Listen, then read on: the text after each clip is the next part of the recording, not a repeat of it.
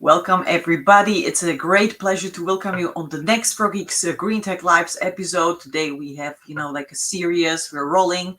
So let me welcome Fabio Brochetta here with us. Thank you so much, Iana. Yeah. Fabio Brochetta, here I am. Brochetta, thank you so much for the pronunciation. As not a native speaker, I'm always, learning the pronunciation. And that's the beauty of, such an international environment. So love to have you over here. Thank you so much for having me. Yeah, and also let me give you a little bit of an intro on Fabio and his background, and also the company that he represents. He's here talking and representing Urbem Forest, which is a pioneering startup based in Portugal that is working with community-led reforestation projects. And Fabio has also a very robust background in strategic urban planning and policies for cities, environment, and landscape from the University of Venezia, which help him in the capacity of leading this organization. He also demonstrates a commitment to sustainable urban development and environmental conservation as a contributor to various projects.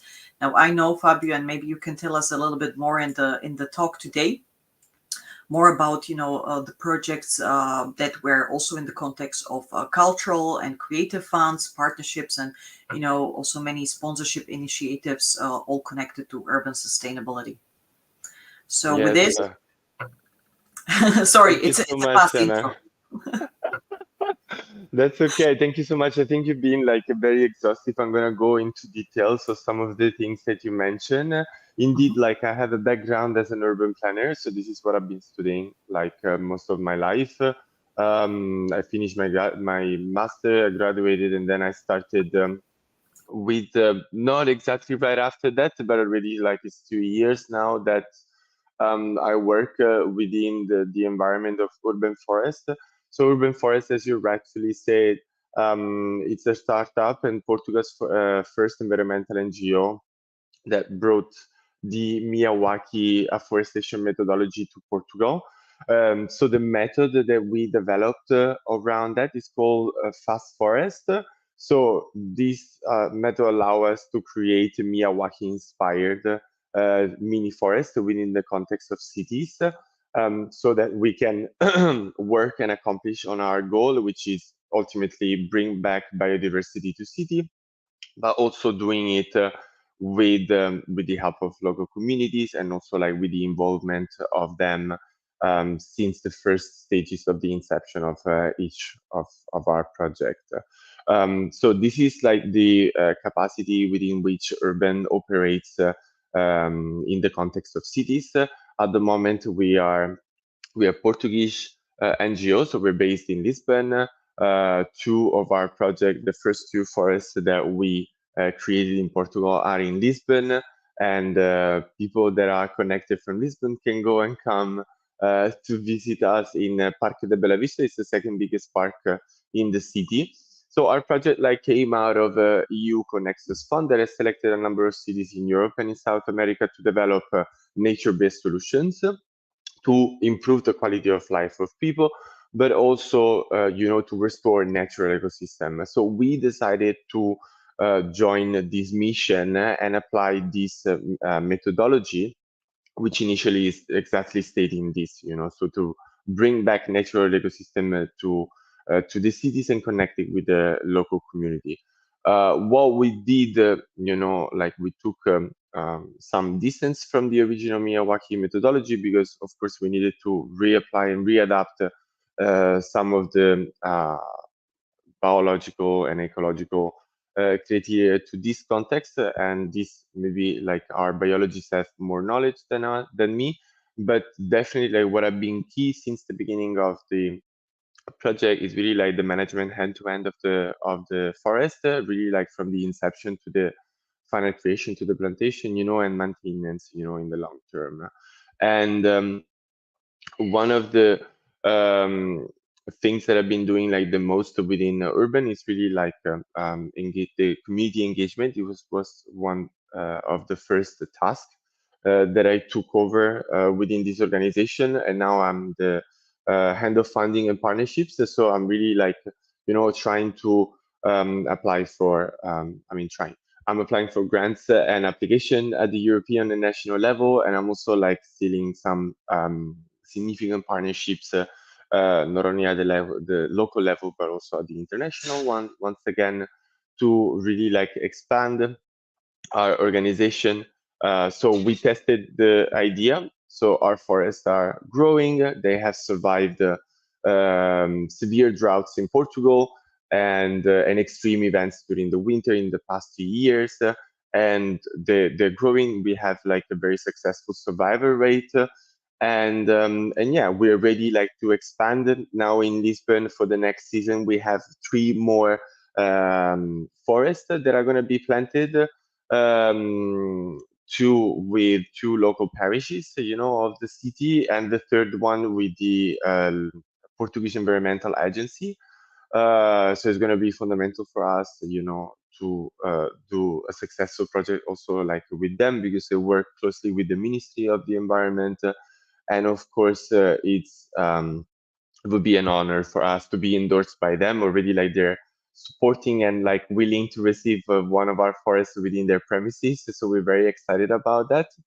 And then, like, yeah, there's so many things I can tell you about our partnerships and where we are led, but also there's a brand new strategy that we've been implementing lately. So, like, there's a number of things. I don't know where you want to go for, Yana. Please tell me what would you like to We hear want from to me. go wild, you know.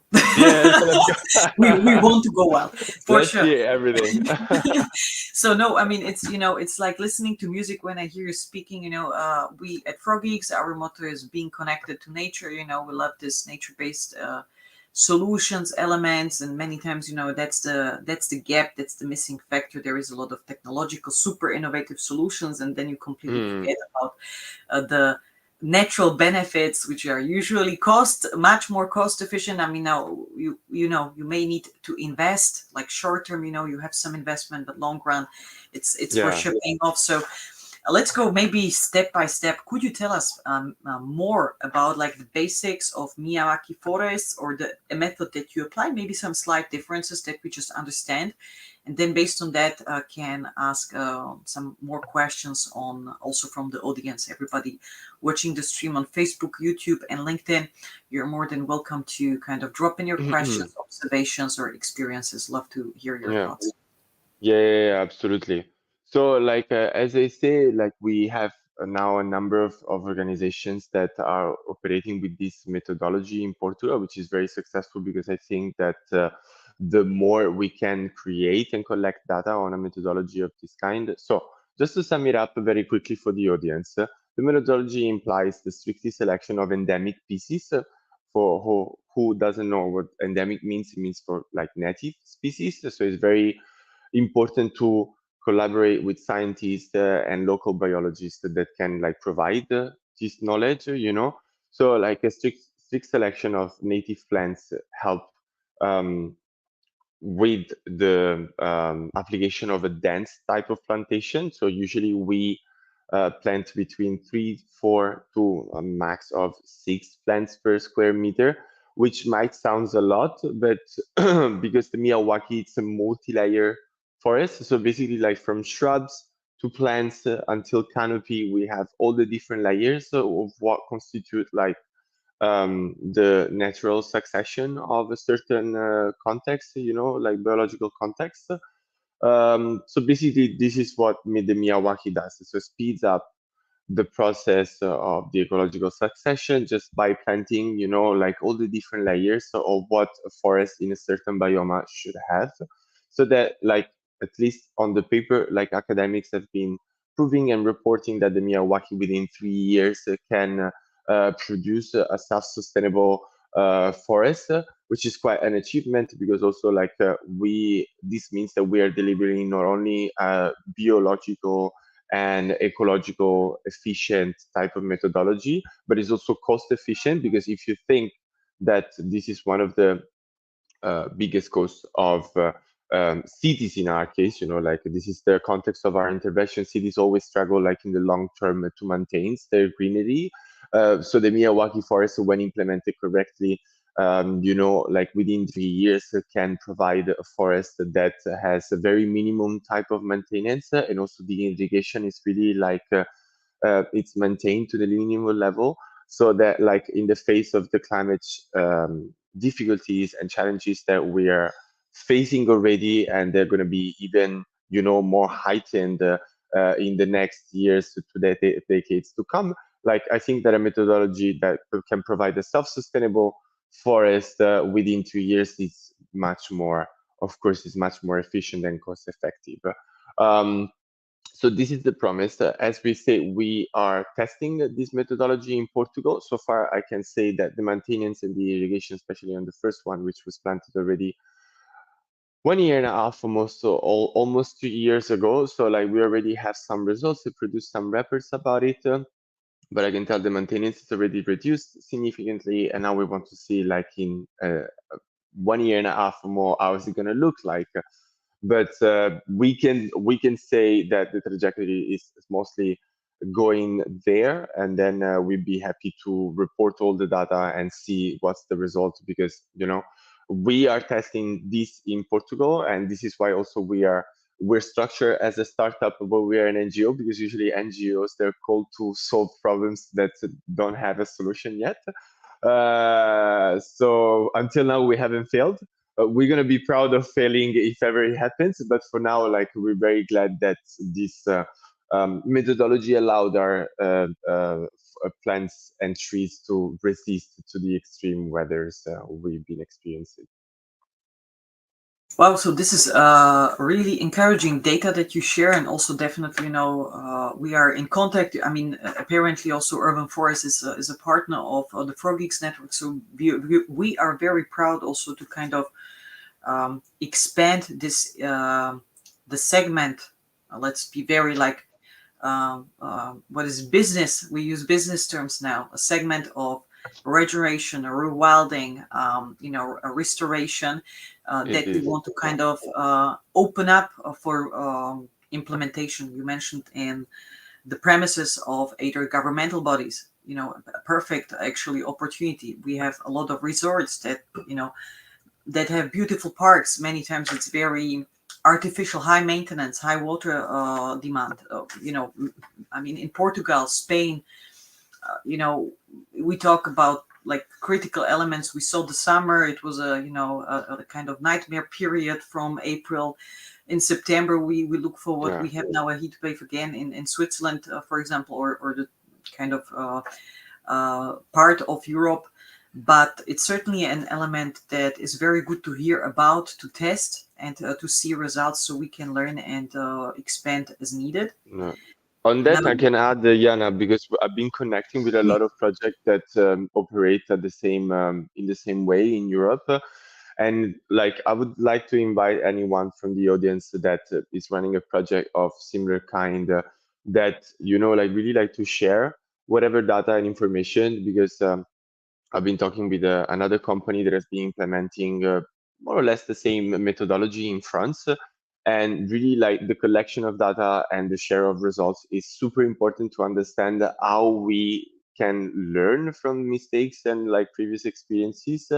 Because like this is not the solution; it has to be part of the solution. We're not as pretentious to say like this is going to solve climate change in cities, but it's definitely part of the solution, and this has to be like concentrated like with other type of intervention within cities. But like what I want to stress is that within projects that are operating in urban reforestation in different cities of Europe, or other contexts, like it's good to have this exchange of data, because this of course feeds the academics with uh, proof of what this can do and not, yeah. definitely agree, and it's a for me it comes together to also the transparent exchange on results, impact, real impacts, real expectations, choosing the best solution for your ecotype. We hear that a lot, with many systems or many different approaches, and I really love, fully support you on the point that it's part of the solution, and we need to kind of keep an open, constructive discussion on the impact. So Really love that. You mentioned that you work with native species many times. This is a big concern. Once you come, it's a Japanese concept by origin. When we talk about the Miyawaki, so many people can be concerned. Hey, you bring in different species. How do we manage that? What's the process? I mean, how do you find? I mean, just a little shout out for all the biodiversity experts based within the network already or outside. Please come and join us so we have this fluent exchange and it's faster and easier to find partners for such projects. How do you find them? How do you kind of exchange with this very sometimes also hidden community of people that have this knowledge, have this expertise on biodiversity, on the plants? How do you get them involved? Besides via Frogeex, of course. Yes, indeed. Like, no, leveraging your network is going to be key, Yana. But I think that our fourth for now, like, we work since the beginning of our project. We work with university at the local level, so it's very important to have this pool of experts. Sometimes a single person. Um, I mean, we have our chief biologist. He is the first person who actually applied the Miyawaki here in Portugal, and he is the expert in that. Is applying for his PhD on the application of Miyawaki in Portugal and in the city environment. So, like, we are doing that backed by experts of this level, and I think that the I think that the best, how would you say, Urbem, like, simply reunites this expertise around, like, a space that can grow with the community. So I think that how we do access them and how we do access this, knowledge on how to select the species. I think this is through that, like. There's universities and PhD researchers that are working a lot and they're spending like a lot of hours knowing and studies these methodologies, especially in the face of climate change. So I think this is very important to have university always like close to a type of project of the kind, especially if you're experimenting. Once again, you want to collect data and then verify and then like find patterns that then can be repeated or not. Like at the end, the success of the Miyawaki methodology was that since the 70s, the botanist Miyawaki as well, Arika Miyawaki, that started to develop the methodology, brought it everywhere in Asia, and then like ultimately it was spread in the past few years, but by Shumendu Sharma, which has done two tech talks, which I invite everyone to go and see. It's a very it's very illuminating how he talks about the methodology. And then like the idea is really like to find the places of application, the more the better, I would say, so that you can collect samples and data on the application in different areas, and then you can feed the research and really like amplify the knowledge on what has been done. And then as I say, like, I want to stress this key approach of urban, which is like on the community engagement. So since the beginning, it's really important to operate with participatory planning. So like the community needs to be identified since the beginning. So like the stakeholders have to be defined, So like the first few steps, like on the ecological level, you identify the species, you understand the soil, you understand the context where you are at the biological level. But then the community and the stakeholders that come with the context, they also need to be identified. I created a map of all the association that insisted on like the surrounding areas of our park. And I started to collaborate with them, trying to find where were the latent opportunities for them to benefit from our project and for us to benefit from their presence within our project. So this has been very fundamental, and Urban really does create a bridge between the institution, which we started, our main partners as at least since the beginning, is the European Commission and this Lisbon City Hall. So then I started to understand who were the local communities and association with social impact in our area, and who were the companies, corporates, enterprises that were interested in collaborating with us, and also enjoy the benefits of our project, but also like give them a possibility to donate and to invest in a project that was actually supporting local communities and institutions. So for us, it's really important to build this bridge. And I think that especially within the role of funding and partnership head within urban forests, sorry, this is really like one of my key task that I have on a daily basis, really like to connect dots and like create these unique partnerships, so as I say, so we really stress the community engagement, participatory planning, and we do that. We started to do it from this summer, actually. Really like to integrate and leverage art and culture as a vehicle to engage with the local communities. So once you identify the stakeholders, you have to understand what is the culture that they bring. Here in Lisbon, you have, Portugal has a huge history. It was one of the first nation of Europe, probably like the oldest country in the EU, but also has a history of colonies, and a lot of people, came back from the colonies in the past decades, and also Portuguese that were living in the colonies also like came back in the country. So now you have all this diversity, and for us, the biodiversity doesn't limit only like to the species, but like for us extends to the community, that lives in a certain context. For us, this is richness.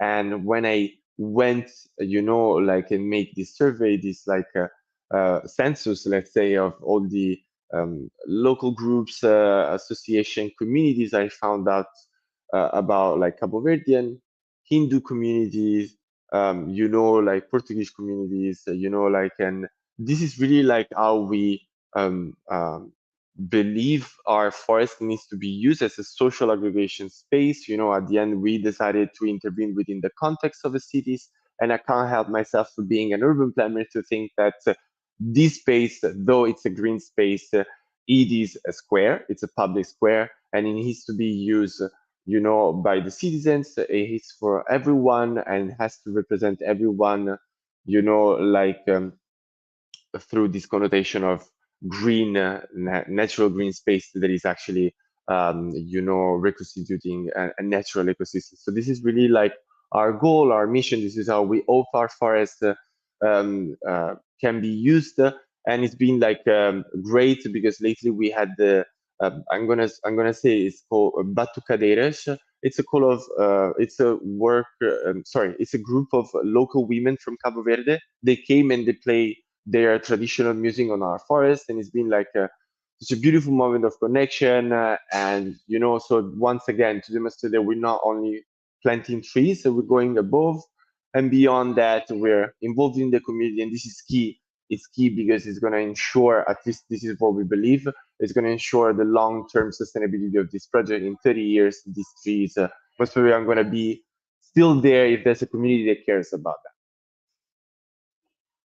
I mean that is really a beautiful story that you share, and I mean completely support you. I mean there is really a lot of leverage in the cultural and ethnic richness and diversity of the population. So this is really a great aspect to build in, to factor in, especially when you say long-term planning. As an urban planner by education, coming with it as an idea already, it's just amazing. And also, it's many times why the projects fail. The interest of community is really disappearing. People are Yeah. changing, generations change.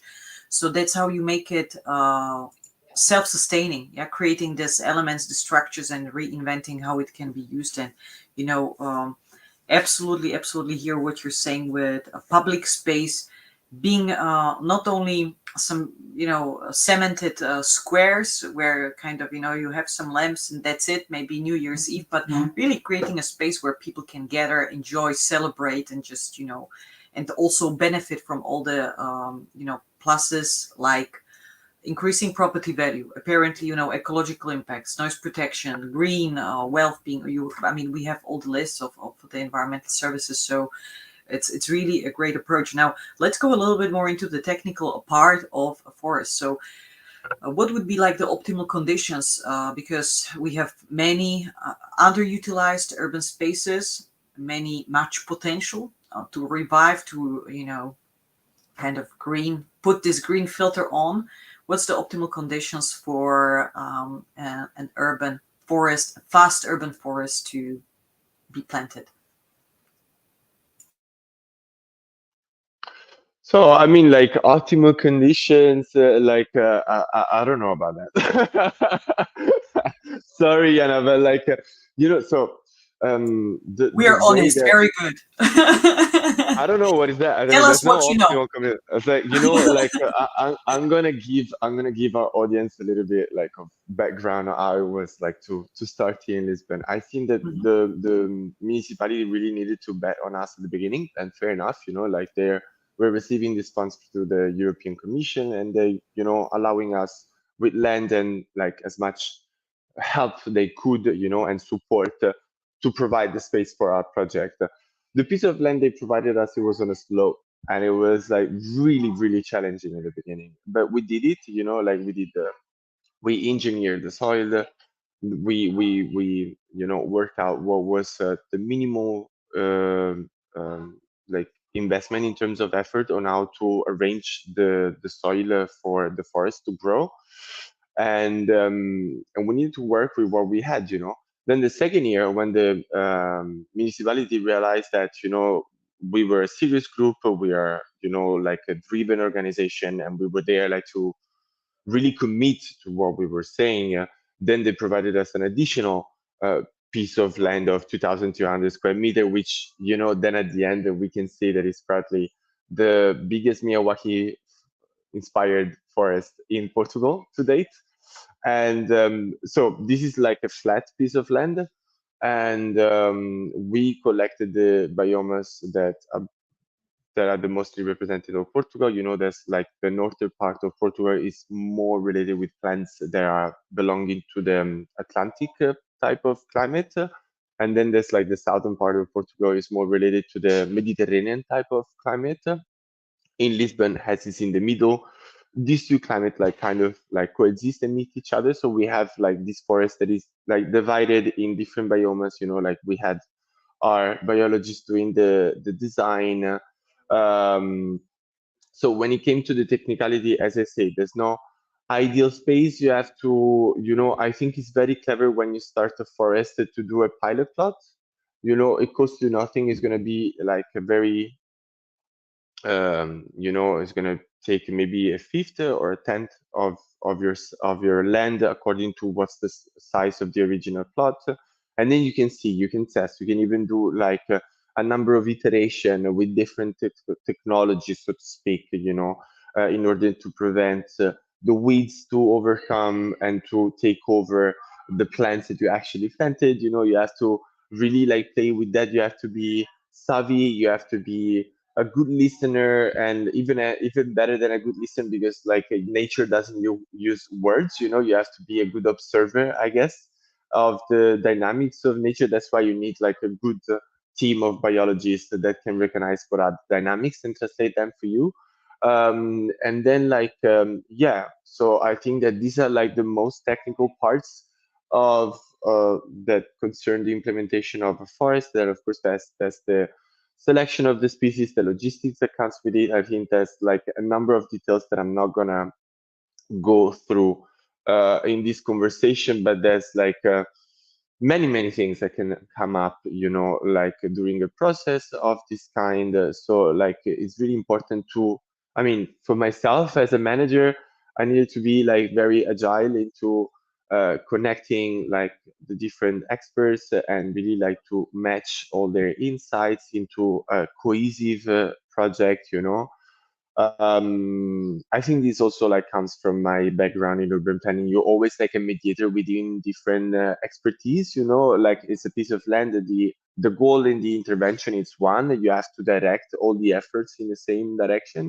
So it's very important that you can orchestrate this in a fluid way. You have to be, like very careful with a number of things, but like things are possible. And also like the beauty of participating in organization that it's ultimately planting trees and trying to restore ecosystems, that like this is like a really novel type of mission, and people really cherish like the effort and the opportunity to like put even their skills and serve as something that ultimately benefit the wider society.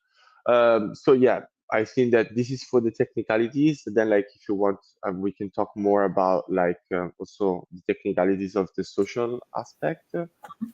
Or because I see also we are in terms of timing kind of reaching the limit, so for everybody, observations, deep dives that you would need or like to, we will definitely do maybe a series where we kind of elaborate on the different aspects, because it's like Yeah, many of the sustainability topics, it's multidimensional, and once you start with one you can connect it, but sometimes it's just not enough time to do that in one.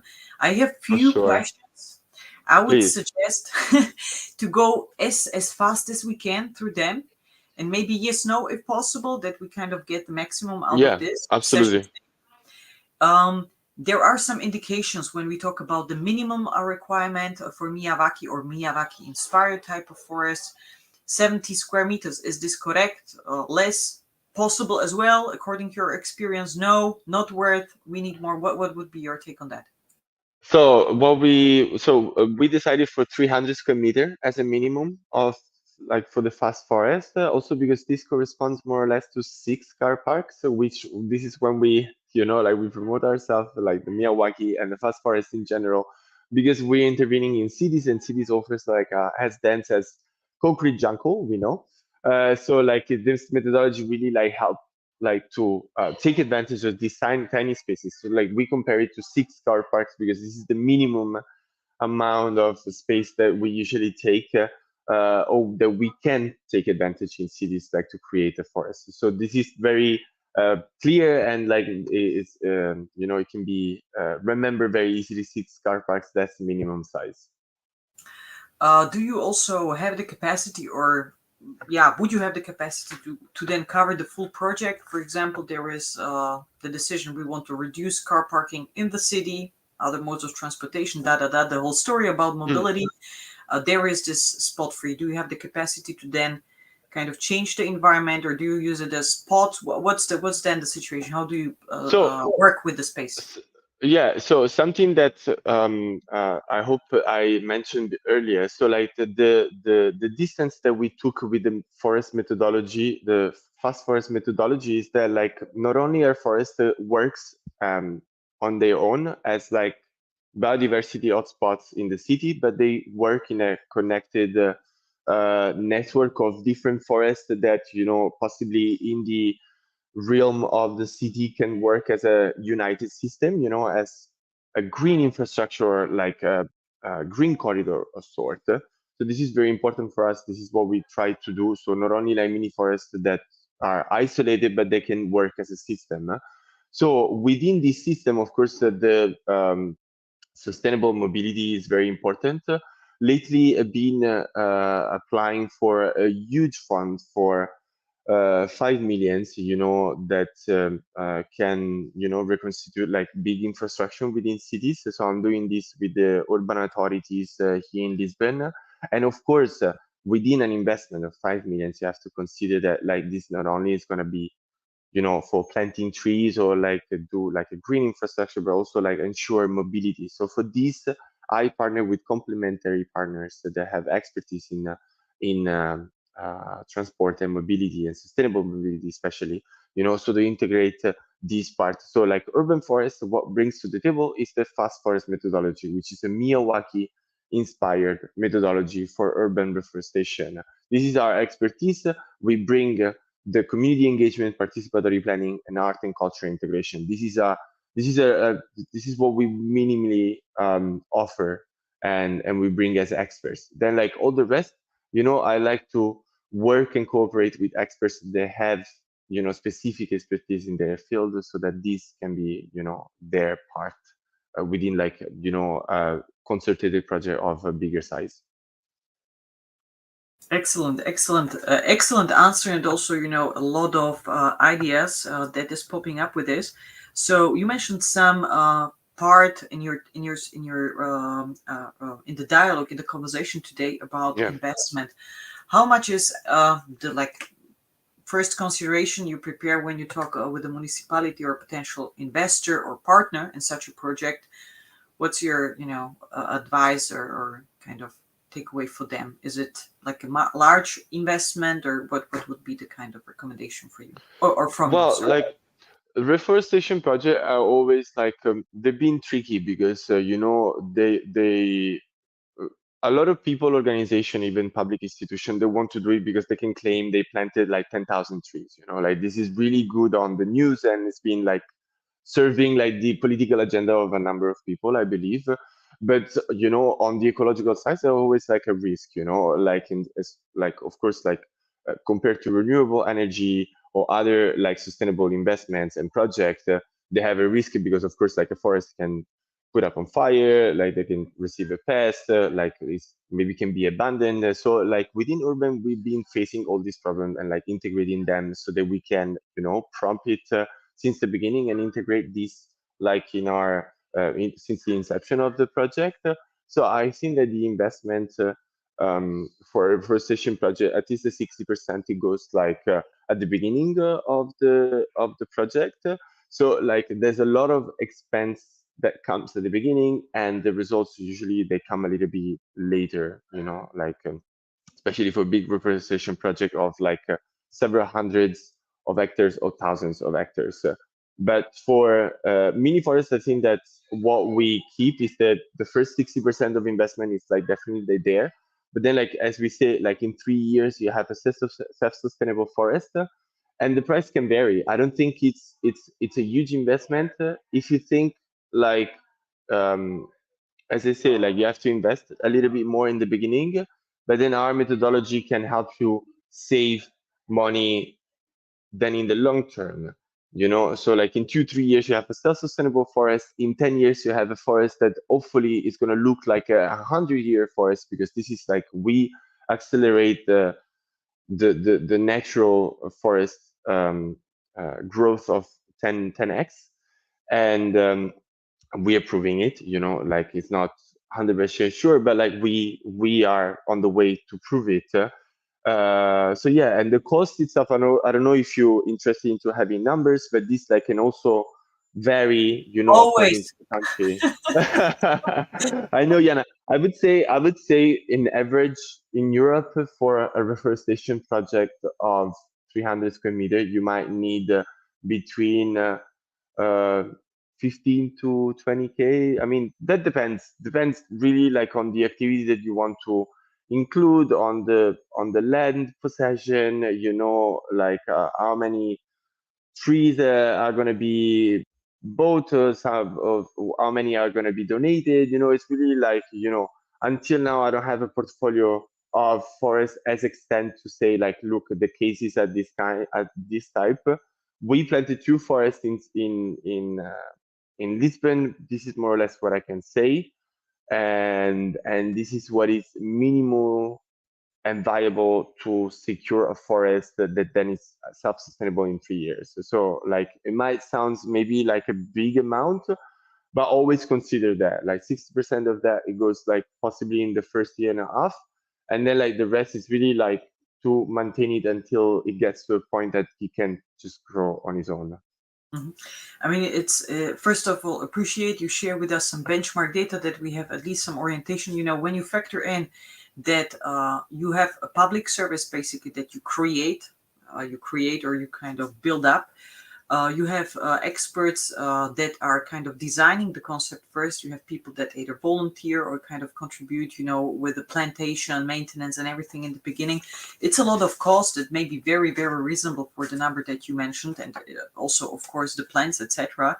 So I believe, it's an investment, especially when you have the long-term effect and all this community sponsorship. contributions from organizations that are maybe in the neighborhood. It's a very interesting concept, connecting it with art, culture, etc. Because it's Yeah. really has a multi-level benefits. So appreciate that pretty much. I definitely would love to see and hear more about your project. On the progress, on the learning. So maybe we can follow up with our next session with the deep dive on kind of the progress, what were the learnings, the takeaways, what is possible, what are the results that we can achieve with such a fast forest methods in our Hmm. cities, that we Yeah. show people, okay, this is how it looks like, this is what you can achieve within a horizon of 1, 2, 3 years and more. I understand because sometimes people like, like fast forest sounds like fast food, like it's not, it doesn't have like a positive connotation, but like, we're not like trying to overcome whatever nature is trying to, we're really like trying to learn from it. We don't have Mhm. we're not as pretentious and say like, this is the methodology to go for.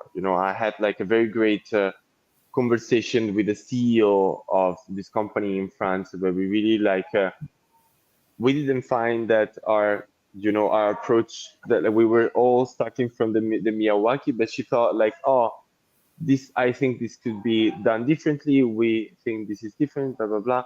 But like, everything, not everything goes, but like everything is possible. This once again, it's an experimentation. So Yes. like, we are sure that this methodology cannot cause harm. you Mm-hmm. know we are Mm-hmm. trying to demonstrate how much more Mm-hmm. efficiency it has compared to normal reforestation. Now Mm-hmm. this is not going to be like the best, or it's going to be, but maybe it is. Like, we just want like the time to prove it, and until now it's proving well. Like Mm-hmm. the first year in Lisbon, between May and July, we were left for 3 months without water. And our forest has survived one of the most severe droughts of the past 30 years in Portugal, with 60% survival rates. So I was shocked, and I thought, okay, our forest is not going to survive. It was our first forest. But our forest not only survived, but it's actually thriving. I would invite everyone to come in Lisbon and to see how these plants are doing. It's mesmerizing, like how really like nature can teach you back. So I'm happy to report this, and I'm very thankful for you, Yana, to give me like, the space to report this to a wider audience, because this methodology is proving well, Mm-hmm. and we just need to keep experimenting, and some of us are going to fail, but this is what we need. We need these failures so that we can learn and we can share more data on this, and then adjust our target and how we operate in very different contexts. Absolutely. I mean, only can echo that. And also for us, in terms of sustainability, I mean, you mentioned it as well. It's a mosaic of solutions. It's a tool set that you have. You can work with it. The more you learn, you understand what's the concept. I mean, love the green corridors approach that you consider as an urban planner. Looking at it straight, you see it. They have to, there has to be exchange interaction possible in the system to allow it to flow. So Indeed. it's a very interesting thing. And also, for me, Miyawaki forest, or this fast forest or small forest or urban Yeah. forest, whatever we call it, is a very concrete thing out of the super theoretical frameworks of sustainability strategies and ESGs. You take one as a corporate structure or a government or a municipality, and you have a concrete thing that is contributing to so many things, to so many benefits. So for me, a local direct action, and the more we understand how good it is and how Yeah. we can leverage that, then yeah, very interesting solution. So I mean, Yeah. appreciate more that we No, can. of course. And also like a lot of companies, because of exactly what you mentioned now, like they want to start to inset and try to have like control to they I mean, it's an investment at the end, like if they decide Mhm. to invest like 100K into a project that is like in Indonesia, God knows what it's going. I mean, I'm not saying like you can have the technology, you can ship the people there to check what is actually happening, if Mhm. they actually this project are actually like providing co-benefits to the local communities. But of course, it goes without saying that this is like, 1 miles away from where the company operates, sometimes necessarily. And Mhm. this is a way, one of the ways, so you can keep investing in projects that like in the south of the world to have like maximal yields, maximum return on investments, CO2 sequestration, carbon credits, eventually, whatever you want to put into the mix. But of course, like urban reforestation is something that you can implement in your backyard. Like if the company has the luxury to have premises with green spaces, this is what we're doing for the agency, the Portuguese agency of the environment. This is what we're doing. They have their offices, they have like a thong of land, and we started with 300 square meter, and then we're gonna keep implementing. I think they have like 2,000 or 3,000 square meter altogether around their offices. Like, and this is like of course, it's the agency of the environment. So, like the employees, they're completely committed, like and willing to, maintain this forest and to see like how it grows, like in the next few years. And this we can do it like with other companies, or also companies that don't have the luck to have premises with like gardens and stuff. They come and they do team building activities on our forest. At the end, we are within the city. We're in the capital of Portugal, so people, like companies come, like startups or big corporation, they send their equipe, like to do a team building activities of a day, like do plantation maintenance of the forest. And I created a sponsorship, no, sorry, corporate package for corporation to come on the forest and enjoy an entire day um, with us. Diana, are you still there? Ah, yes. I am still there. So thank you so much, Fabio. I think this Of was course. like an exciting, share, and also thanks a lot again for all the insights, for all the projects. Let's definitely stay together, stay close. Let's also follow up, with the session as mentioned to report the results to see, what we are moving. Prepare maybe a series of communications around that, so people can leverage that and see for themselves what is possible in local, Yeah. direct climate action. Thank you so Yeah, much. yeah, yeah, yeah. Absolutely. Thank you so much, and I'm very happy. And of course, I invite anyone in the audience just like to get my contact, and just like I'm happy to share more ideas. But thank you Mhm. so much for having me, for the opportunity, and to share with me your audience, of course. For sure, absolutely, and that's the goal. And also, maybe a last call for action. And thanks a lot for kind of throwing this up because I almost forgot, and that's quite essential. So you mentioned Yeah, quite some financing opportunities, funds, etc. It's a great idea, and it can be very much combined for application for grants. Really, a dream project. So yeah. recommend you also maybe reach out for some partnerships. Yeah, absolutely. I mean, like cities in Europe, they need to align with the strategies that have been implemented at the European level. So, I mean, like now this application that I'm doing, these big funds of 5 millions, of course, like we're within the EU Climate Pact, we are within like the EU climate adaptation strategies. So this is what we expect from cities. Cities, they have to adapt, and this can be part of the solution. Our tiny forest can really like contribute on a healthier environment for like the adaptation of cities on the following decades. I think a perfect ending. So with this, let's close the call. Thank you so much, everybody, and I see you on the next one. Bye bye. Thank you. Bye bye. Bye bye.